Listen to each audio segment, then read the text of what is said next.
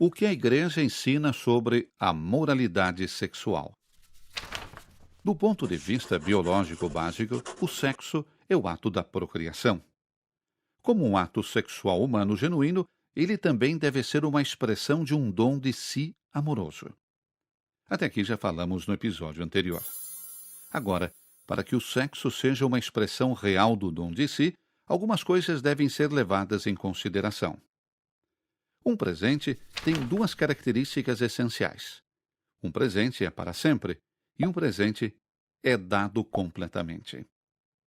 Quando eu ignoro essas características de um presente na sexualidade humana, eu destruo o real significado do ato sexual como uma expressão da doação. Isso significa que, antes de mais nada, o sexo não pode ser uma expressão genuína da doação se eu não pretendo permanecer junto ao outro, se há alguma data de validade no nosso relacionamento. Uma aventura, um caso amoroso, um relacionamento temporário ou um vamos dar uma tentada, destrói o sentido do sexo como uma expressão da doação de si. O sexo tem seu lugar em um relacionamento onde se leva a sério esse doar-se para sempre. Em que tipo de relacionamento é esse o caso? Bem, no casamento. Porque quando eu caso, eu prometo solenemente diante de Deus e das pessoas que vou amar, honrar e estimar o outro todos os dias da minha vida. Eu faço um compromisso firme de que eu quero me doar para sempre. E é por isso que o sexo pertence apropriadamente ao casamento. Em segundo lugar, um presente é dado completamente. Tem que ser dado por inteiro. Para o sexo, isso significa que eu tenho que doar-me como eu sou, como um homem ou uma mulher, com a minha masculinidade ou feminilidade. Isso inclui a minha fertilidade, que é parte de mim, como um ser biológico. Procriação não é o único significado da sexualidade humana, mas ela está lá, na própria natureza do ato sexual.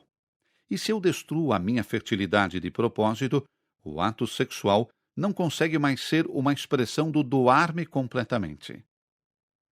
Esta é a razão por que a Igreja rejeita a contracepção artificial. Contraceptivos artificiais destroem o significado do ato sexual como um dom de si verdadeiro. E, portanto, o sexo já não seria uma expressão autêntica do doar-se. Contracepção artificial é, consequentemente, excluída pela Igreja. Agora, há outros métodos de planejamento familiar? Existem diferentes métodos, na verdade modernos, de planejamento familiar natural. Estes métodos procuram determinar os dias férteis e inférteis de uma mulher.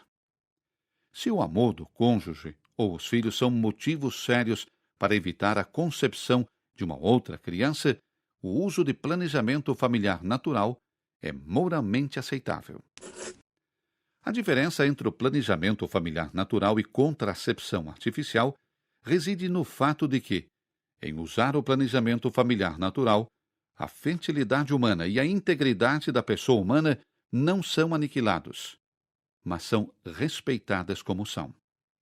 Ok, já é o suficiente sobre esse assunto. Agora, naturalmente, há outros temas ligados à sexualidade.